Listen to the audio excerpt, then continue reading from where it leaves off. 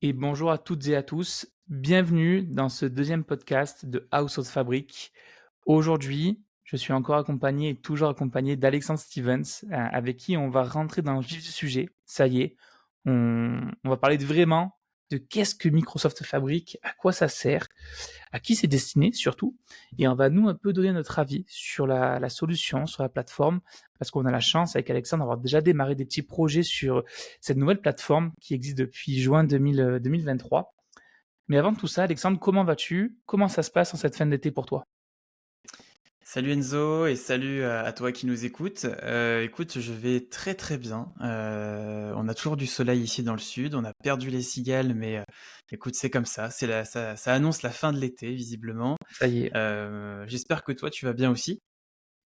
Ben écoute, moi ça va super, très heureux d'enregistrer enfin ce deuxième podcast. Ben moi aussi. On va pouvoir enfin rentrer dans le vif du sujet, c'est le lancement officiel. On a Oui. pu se présenter, expliquer un peu aux gens qui on était, d'où on venait.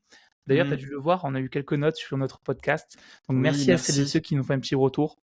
Voilà, n'hésitez pas à nous envoyer un petit message sur LinkedIn ou peu importe le canal de communication. On est toujours preneur de vos retours. Alexandre, de quoi on va parler aujourd'hui? Voilà, lance-nous un peu sur ce sujet. Eh bien écoute, grand sujet, sans attendre, ça va être Fabrique, bien évidemment, mais plus Mmh. précisément, qu'est-ce que Fabrique? Et Oui, je pense qu'Enzo, tu vas pouvoir nous répondre à cette question. complètement et on a discuté déjà pas mal de fois. Moi, j'aime bien faire beaucoup d'analogies avec Fabric pour un peu expliquer à quoi ça sert. Surtout parce que dans le monde de la data, on complexifie beaucoup les choses, on parle beaucoup de terminologie, d'anglicismes qui sont très complexes Mm. et Fabric, malheureusement ou heureusement, je ne sais pas, n'y échappe pas. Mais avant de parler de Fabric, je pense que si la personne qui nous écoute aujourd'hui sur le podcast, s'intéresse à celui-ci, c'est qu'elle a besoin de comprendre, à quoi ça sert, pourquoi ça existe, d'où ça vient. Et en effet, je le disais en préambule, Fabric, c'est assez récent. C'est un peu moins d'un an. On est en production sur Fabric depuis que novembre 2023. Et ça peut, je pense, faire un peu peur parfois aux gens, aux décideurs, aux développeurs de se dire, je vais aller sur une nouvelle plateforme qui est toute fraîche, toute nouvelle, où la peinture, elle colle encore un peu au doigt. Mais on va, je pense, tuer le débat tout de suite. Tout ce qui est derrière Fabric, tout ce qui est technologiquement parlant derrière Fabric, s'appuie sur des fondations qui sont très solides, qui ont été éprouvées et qui existent des années. Notamment là, on va parler de Synapse Azure Analytics. Toutes ces notions-là existent depuis des années, ne sont pas nouvelles, ne sont pas arrivées avec Fabric. Il y a des petites choses qui arrivent évidemment avec Fabric parce que c'est pas juste un rebranding commercial, sinon ça serait un peu nul. Mais là, on va quand même bien plus loin avec la solution. Et tout ça s'appuie vraiment sur du Azure Synapse Analytics. Donc déjà, je vous rassure, c'est pas tout nouveau. C'est pas un produit qui n'a jamais existé et qu'on teste tout de suite. Ça existe depuis des années, mais sous un autre format. Ce qui est important aussi à préciser avec Microsoft Fabric, avant de rentrer dans le détail des expériences, c'est que Fabric, c'est une solution software as a service. C'est le plus haut niveau dans le cloud computing de services managés.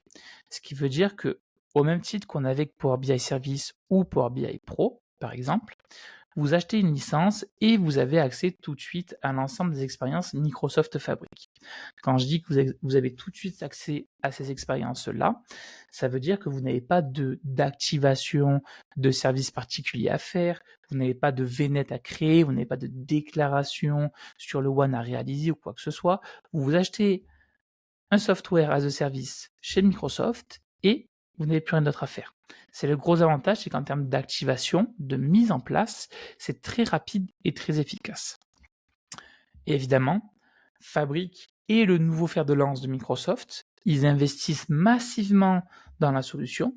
J'avais discuté un peu avec Microsoft, je crois qu'Alexandre en parlait de 1500 développeurs alloués quotidiennement à l'amélioration continue de Fabric, à la sortie de ses nouveautés, de ses updates, etc., etc. Donc on sent vraiment en termes de communication, de marketing et d'investissement que Microsoft mise tout sur Fabric. Donc si je devais te le résumer, et après on rentrera dans les détails, mais je veux aussi ton avis, Fabric c'est une data platform qui vise vraiment à unifier l'ensemble des outils de data dont on a besoin pour mettre en place des projets data au sein d'une entreprise. donc unifier, mais aussi simplifier la collaboration entre les différents profils data d'une entreprise. Et la plateforme, elle se veut aussi innovante et surtout tournée vers l'IA et pour l'IA.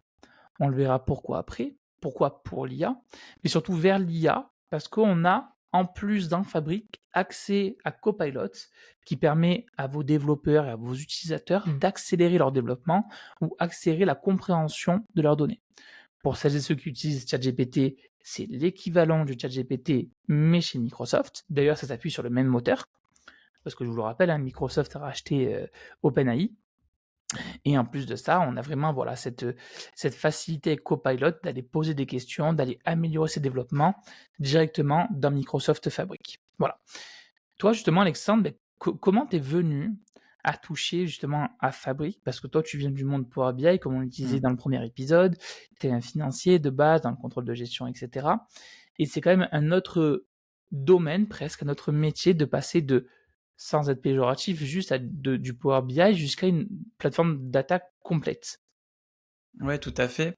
C'est vrai que c'est bien de le rappeler, c'est que moi donc, je viens du métier, et donc, naturellement, la transition d'Excel, ben, ça a été, Power BI et donc, j'ai longtemps développé sur, Power BI avec, toujours, une petite part de frustration, au refresh, tu vois, qui était long ou alors, la capacité à stocker temporairement une base de données pour la réutiliser après et que ça soit vraiment optimal. Voilà, sur tout l'aspect, en fait, retraitement. Donc, j'ai commencé, finalement à requêter des bases avec du SQL, tu vois? Pour essayer d'en fait fiabiliser l'import, sans trop importer de données, enfin et puis au fur et à mesure, j'ai commencé à déporter, mes calculs vers, du Python, parce qu'il y avait des retraitements, qui étaient plus simples, notamment pour aller taper des API, voilà, la gestion des tokens, des choses comme ça, beaucoup plus simple de passer par Python.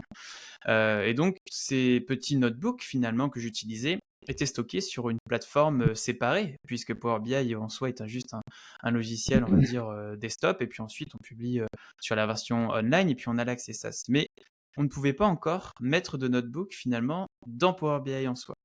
Et Mhm. donc arrive Fabric, avec une très belle promesse, où j'étais un peu sceptique, c'est vrai au début, en me disant: «Bon, c'est un univers effectivement que je connais pas, hein, Azure Synapse, tout ça, jamais entendu parler» et puis, je me suis dit: «Bon, bah, on va y aller et on va regarder» et là on tombe, bah, sur une plateforme effectivement, assez simple de prise en main, avec, un système d'expérience, comme tu l'as rappelé, qui permet en fait de se dire: «OK, là, qu'est-ce que je veux faire? Je veux transformer de la data, je veux stocker de la data, je veux visualiser». Voilà, bref, il y a différentes expériences et en fait qui correspondent finalement aux différents, maillons finalement d'une chaîne de transformation de la donnée.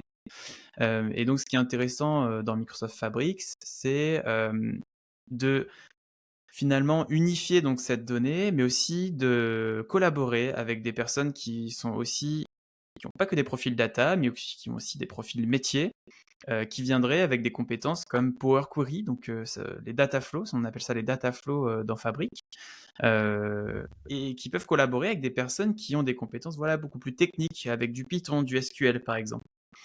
Et donc la capacité finalement de l'outil, c'est ça, c'est de rapprocher les métiers, de travailler sur des projets, finalement, uniques, où on peut vraiment travailler main dans la main et qu'il y ait pas cette séparation qu'on connaît aujourd'hui dans les projets IT de, bah, la technique, c'est la technique, le métier, c'est le métier et il y a souvent des confrontations entre les 2. Aujourd'hui avec Fabric, on a la capacité, voilà, de faire, tout un système de co-développement, et je pense que c'est sur ça aujourd'hui, qu'il faut viser parce que moi, j'ai trop souvent entendu, dire et je pense que peut-être toi aussi tu as ce ressenti Enzo, que les projets informatiques, sont finalement très dessinés par les personnes du dessus et donc par des personnes techniques et qui souvent quand ils sont livrés ne correspondent pas du tout, au métier. Complètement, complètement. Et tu as dit quelque chose de très vrai, c'est qu'aujourd'hui, Fabric est quand même tourné autour de la collaboration. Et moi, j'aime beaucoup faire une analogie, j'avais déjà utilisé, mais l'analogie de la maison. Auparavant, en fait, chaque maison représentait un outil data. Donc, on avait une maison qui était dédiée à l'ETL, une maison qui était dédiée au stockage, une autre dédiée à la restitution. Et on avait besoin d'avoir un flux de communication entre toutes ces maisons, être sûr qu'on respectait les bons prérequis pour que chaque maison puisse communiquer entre elles. Et en Mmh. fait, aujourd'hui, dans Fabric, c'est tout le contraire. on a une seule et grande maison, qui est même une villa, je pourrais dire. Et dans cette villa, on a dans chaque chambre un outil dédié. Et vu que les outils sont dans la même maison, dans la même villa, eh bien tout le monde sait communiquer avec tout le monde. Tout le monde sait où on se trouve, tout le monde utilise la même porte, la même serrure, la même clé. Ce qui veut dire qu'on a vraiment une collaboration qui est vraiment simplifiée et unifiée. Moi, je prends souvent l'exemple des services de data scientist. Ces services-là avaient très souvent leur propre solution data, leur propre système de stockage. Ils travaillaient un peu en silo. Aujourd'hui, le data scientist, le data engineer, le data analyst et même l'utilisateur travaillent sur la même plateforme de données. Ce qui veut dire qu'en termes de collaboration, on ne peut pas faire mieux parce que dans les faits, je sais pas ce que tu en penses, hein, mais de faire, on va dire, une seule et unique plateforme data, de prendre tous les outils de chez Microsoft et de les foutre au même endroit sous le nom de Fabric, c'est bien, en effet, mais c'est pas ce qui va vraiment révolutionner, on va dire, le monde, la face du monde de la data. Ce qui est vraiment très révolutionnaire, c'est vraiment cette fondation-là unique qu'on a entre toutes les expériences qu'on va évoquer juste après, qu'on va appeler OneLake. Gardez juste en tête, on va pas trop rentrer dans les détails techniques, mais vous allez souvent entendre parler de OneLake, quand on évoquera le nom de Fabric. OneLake, c'est vraiment le lac de données unique pour l'ensemble de vos services dans Fabric. Si je vais encore plus simple, c'est que tout ce que va faire un data scientist, tout ce que va faire un data analyst, voire même un data engineer, ou les fameux analytics engineers, tout ce qu'ils vont faire, ces personnes-là, vont être stockés tôt ou tard physiquement dans OneLake. On a des fichiers, des formats de fichiers qu'on va appeler des formats Parquet ou formats Delta Lake, qui sont des formats open source. Et toutes ces tables-là, tous ces fichiers-là sont accessibles par n'importe qui accède à Fabric. Alors quand je dis à n'importe qui, c'est soumis à sécurité, évidemment, mais on peut partir du principe que tout le monde peut accéder à tout dans Fabric sans se poser la question de où c'est stocké, comment c'est stocké, ou est-ce que c'est compatible. Vu que tout est stocké au même endroit dans OneLake et tout est stocké au même format, le format Parquet, on n'a pas de problème de compatibilité ou de respect de prérequis pour accéder à ces données. Voilà. Moi, tu vois, c'est vraiment ça qui on va dire, me hype vraiment autour de Fabric. Je me dis, punaise, mais on a vraiment revu la manière de collaborer dans le monde de la data et on met vraiment un gros coup de balai sur tous les silos qui pouvaient exister dans le monde de la data. On met un gros coup de balai sur tous les outils qui existent, un peu compliqués, complexes, qui sont présents dans notre landscape data et on va à l'essentiel. Voilà. Moi, c'est vraiment cette notion-là d'aller à l'essentiel et de collaborer qui me plaît vraiment dans Fabric. Ah clairement, parce que tu peux à la fois même requêter des API en direct, donc se connecter finalement à d'autres outils tiers et récupérer les données, comme tu peux déposer un fichier Excel finalement dans ton lakehouse, et ensuite tu peux exporter, comme tu l'as dit, direct dans une Delta table, où tu peux faire du SQL dessus. Enfin, c'est quand même incroyable de se dire en quelques mouvements finalement de data, tu as une base que tu peux requêter en SQL. Complètement. Dans d'autres outils, ça se passe pas comme ça, pour avoir pratiqué. Et donc, cette simplicité fait effectivement, oui, c'est un gros point, la collaboration et la multiplicité surtout des sources, à la fois en import et à la fois en export. Complètement. Et je sais que tu en parles souvent toi aussi, mais cette notion-là de SQL et Python, tu avais fait un petit focus une fois sur ces notions-là. Je pense que c'est important Oui. que tu rappelles aussi que Fabric, tu l'as très bien dit, Fabric ne réinvente pas les langages, justement, d'accès à la donnée. Ouais, tout à fait. C'est vrai que dans Fabric, ce qui est intéressant, c'est que sur des profils, on va dire un peu tech, on va parler de SQL et de Python et en fait, on peut faire du SQL, on peut faire du Python sur, différents supports. Donc on va vraiment retrouver, dans le data warehouse du SQL avec une requête directement sur une data table. On va retrouver du Python plutôt sur des notebooks. Et ce qui est intéressant, c'est que là, on va venir en fait satisfaire entre guillemets des profils un peu tech. Et encore, moi je connais beaucoup de contrôleurs de gestion qui ont des notions de SQL. Finalement, il y a quand même beaucoup de personnes qui, le premier langage qu'ils viennent apprendre, c'est le SQL. Même des fois dans Excel, quand on vient requêter un cube, parfois on peut faire du SQL. Et donc finalement, donc ces compétences-là, on va pouvoir les retrouver dans Fabric. Et puis il y a aussi la notion de data flow avec Power Query qu'on va pouvoir aussi retrouver.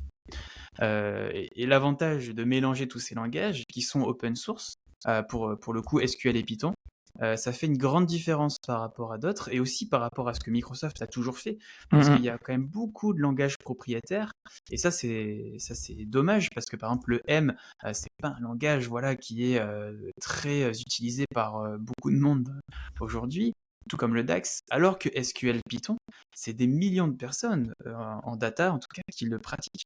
Ah ben, je pense Euh, que toute personne qui sort d'études sait faire du SQL ou du Python, Voilà, typiquement. et donc c'est ça la puissance aussi, c'est que aujourd'hui, grâce à Fabric, on peut appeler finalement des développeurs qui auraient des compétences en SQL et en Python, et on serait plus limité, on va dire, à juste un Power BI avec du Power Query. Voilà.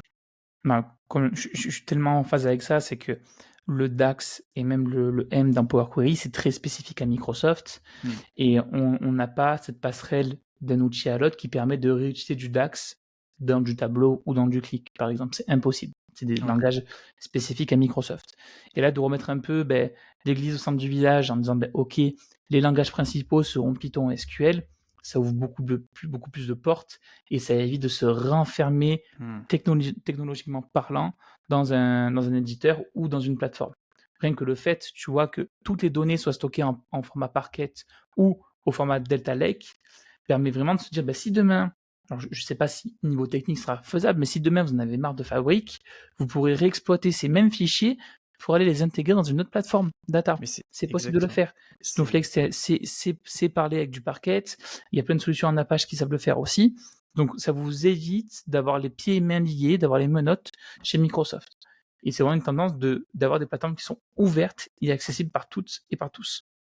Voilà. C'est super que tu le rappelles parce que c'est ce que j'ai toujours défendu depuis le début que je me suis lancé pour mes clients, c'est de toujours leur dire attention, tout ce que vous allez donc finalement capter, capitaliser en tant qu'intelligence humaine, parce qu'on est d'accord, hein, retraiter des données, c'est de l'intelligence humaine que tu viens capitaliser, on va dire, sous format informatique, en format data, on va appeler ça le capital data, tu vois. Mhm. Et ben ce truc-là, le problème c'est qu'il va être verrouillé si tu es sur des langages propriétaires. C'est-à-dire que demain, ton actif qui est, tu vois, qui serait au bilan et valorisé parce que tu as des bonnes datas, comment tu fais alors que tu es dépendant d'un fournisseur, tu vois? Mhm. Comment tu fais Exactement. pour le léguer à d'autres personnes, le revendre, etc.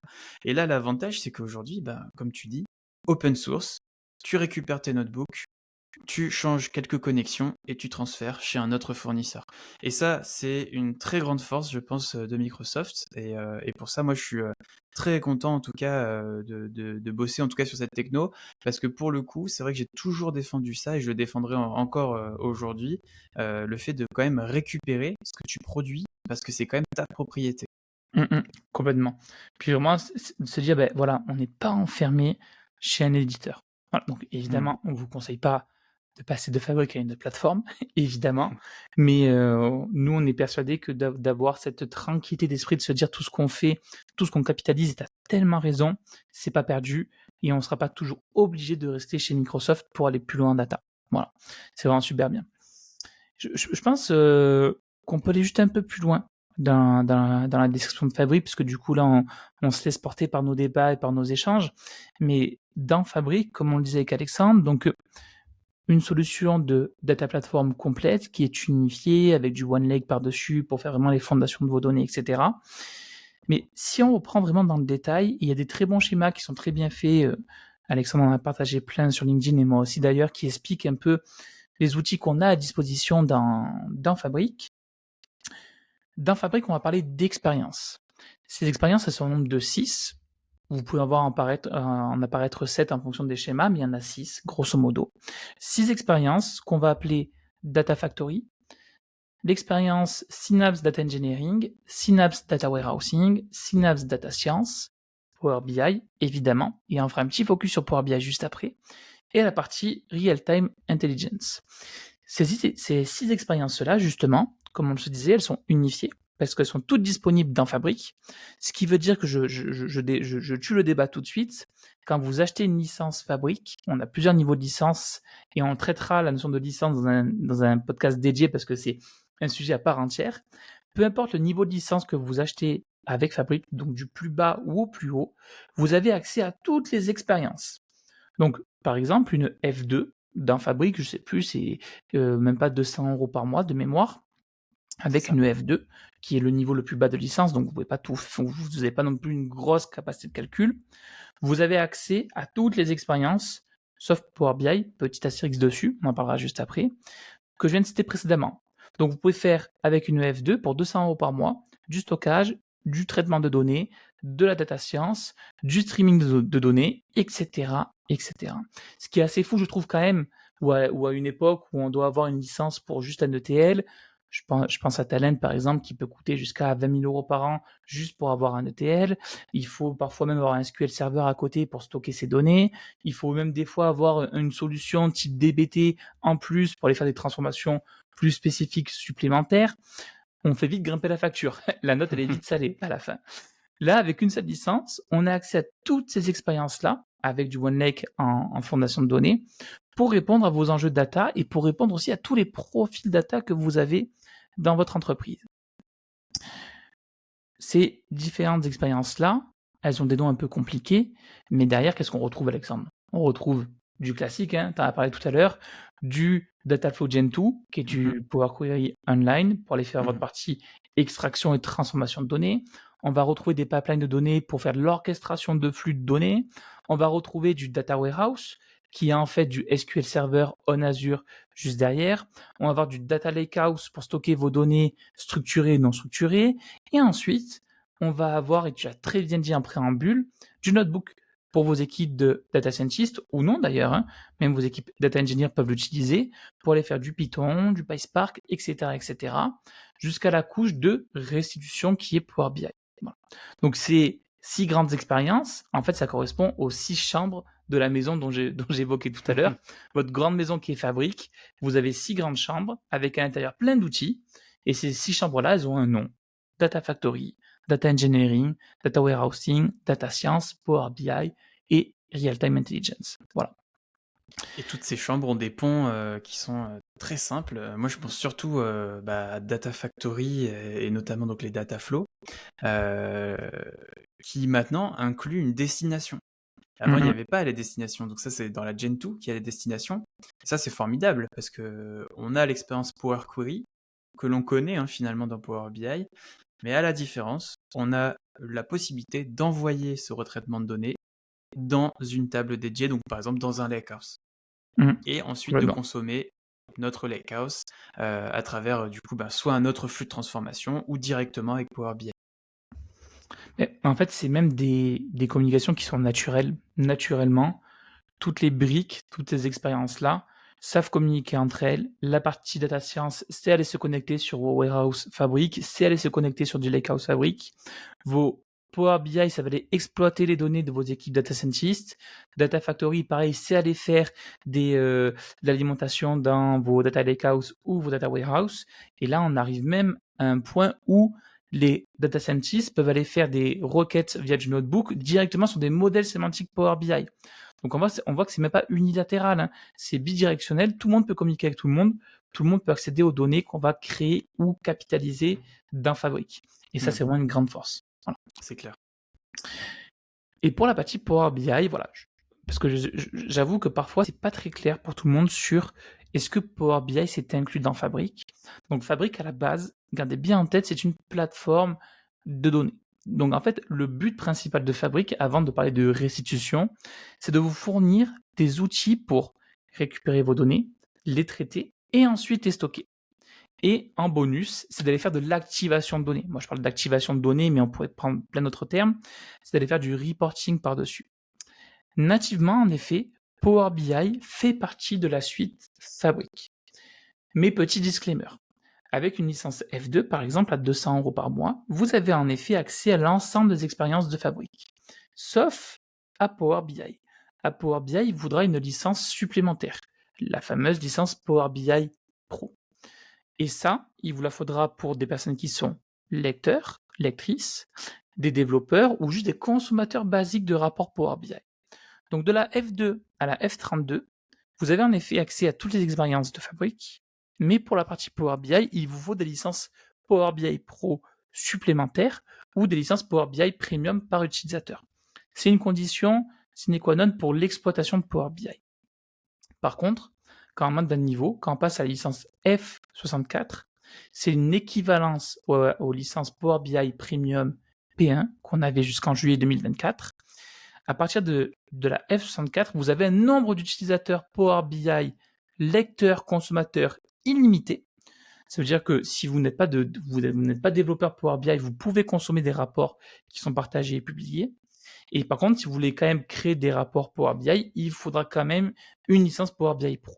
Donc c'est petit disclaimer parce que ça, ils l'affichent pas en grand, ils mettent pas des petits clignotants, des petits flashs dessus. Microsoft, ne pensez pas qu'avec 200 € par mois, vous avez une plateforme data complète jusqu'à même l'outil de restitution.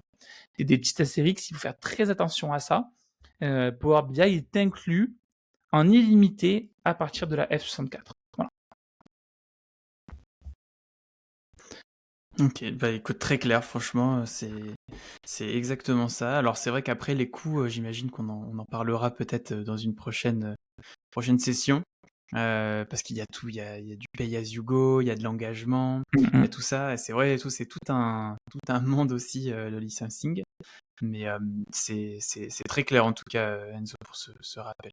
Bon, super, voilà. Et je pense que c'était important de le préciser parce que du coup, on peut vite s'emballer en se disant, mais oui, bon, en fait, pour 5 000 € par an, je peux avoir une solution complète. Oui. Non, c'est un peu plus compliqué que ça.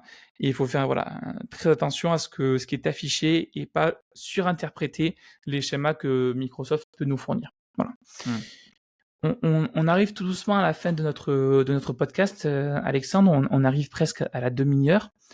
Toi, justement, voilà, on s'est dit Fabric, data platform complète, unifiée, on répond à tous les personas data d'une entreprise avec une seule licence, etc. Toi, vraiment, ton avis objectif et ta perception de la suite de Fabric, c'est quoi un peu justement?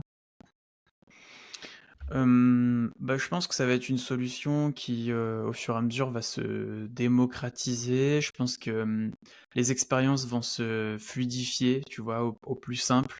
Je pense à la couche un petit peu d'aide que met Microsoft au fur et à mesure, tu vois. Typiquement, quand tu es dans un lakehouse, que tu fais un clic droit sur une table, il te propose voilà, de te fournir un petit code sur Notebook, tu vois, pour aller requêter en fait facilement. Tu vois, il y a toute cette démarche en fait de facilitation, je pense, qui va être travaillée sur les prochaines semaines, mois à venir. Et puis je pense qu'au fur et à mesure, il va y avoir aussi un travail, je pense, sur la grille tarifaire. Parce que j'imagine, tu vois, que aujourd'hui, ça peut représenter un certain budget mensuel. Et je pense qu'ils vont essayer de travailler sur des niveaux peut-être un peu différents, j'imagine. Voilà, après, je suis pas inclus dans la roadmap de Fabric, mais voilà comment comment je vois les choses. Toi, tu les vois comment, du coup Mais déjà, on le voit, hein, Fabric évolue vite et vite mis à jour. Les petits bugs problématiques qu'on peut avoir sont vite corrigés.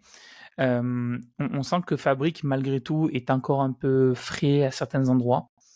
Il y a beaucoup de choses qui arrivent. Tu vois, là, depuis l'annonce officielle, la release officielle, Fabric a eu quasiment 150 updates, mises à jour, améliorations sur la plateforme. Donc ça va vite, très vite. Et moi, je pense que ça va pas cesser d'évoluer. Le monde de la data et les besoins évoluent tout aussi vite. Même si on fait toujours la même chose, moi je pense que depuis 20 ans on fait toujours la même chose. Mais voilà, on a toujours des besoins d'aller plus vite, d'aller plus loin et plus simplement surtout. Donc je pense que c'est vraiment la direction qu'on va prendre. Et ils vont surtout se mettre up-to-date sur des sujets qui sont un peu d'actualité. Là, Snowflake commence à évoquer des sujets autour des formats iceberg, par exemple, des tables iceberg. Je présume, je pressens qu'on aura des sujets un peu équivalents dans Fabric qui vont arriver. Peut-être un petit plus gros focus sur la partie real-time intelligence qui est un peu moins fourni que ce qu'on peut avoir dans les autres expériences dans Fabric. Je pense notamment par exemple à du Azure Event Hub qui est un équivalent à Apache Kafka.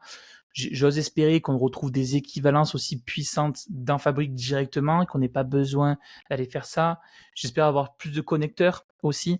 Nous, on travaille chez Delaware typiquement avec beaucoup d'entreprises qui ont des ERP de chez SAP et on n'a pas encore tous les connecteurs qui existent. Voilà, je pense que ça a beaucoup évolué. On est vraiment qu'au début de la solution. Pour ceux qui pensent que je fabule, ben, je vous laisse revoir l'état de Power BI en 2014-2015 quand c'est sorti et l'état d'aujourd'hui, à quel point ça a évolué. Je fais confiance à Microsoft sur cette partie-là. Ce qui me permet de rebondir et un peu de conclure moi ce sujet, Alexandre. Moi, je serai présent à Stockholm fin septembre à la Fabrique Conf, la première conférence dédiée à Fabrique en Europe. Et on pourra même en faire un petit podcast où je donnerai un peu les actualités, les nouveautés qui sont sorties, parce que on le sait, il y aura beaucoup d'annonces de nouveautés qui seront annoncées à ce moment-là, d'ici un mois. Donc on pourra évoquer ces sujets. Carrément. Bah écoute, hâte d'avoir ces nouvelles. C'est quand déjà? C'est exactement, si je reprends, c'est du 24 au 27 septembre à Ok, Stockholm. ah oui, donc c'est Voilà, bientôt dans un mois en fait. un mois tout pile, quasiment. Ok, Voilà, super. dans belles 4 semaines. Voilà. Eh bien, écoute, Alex, je pense qu'on arrive sur la fin de notre deuxième épisode. Merci, si vous êtes encore là, de nous avoir écoutés jusqu'au bout. Merci. Merci, Alexandre, pour nos échanges. C'est toujours un plaisir de t'avoir à Merci mes à toi. côtés. Et je vous dis rendez-vous dans 2-3 semaines. On va essayer de trouver un petit rythme. On se calibre petit à petit. Et on vous dit à très vite. À très vite. Merci beaucoup. Merci tout le monde. Au revoir. Au revoir.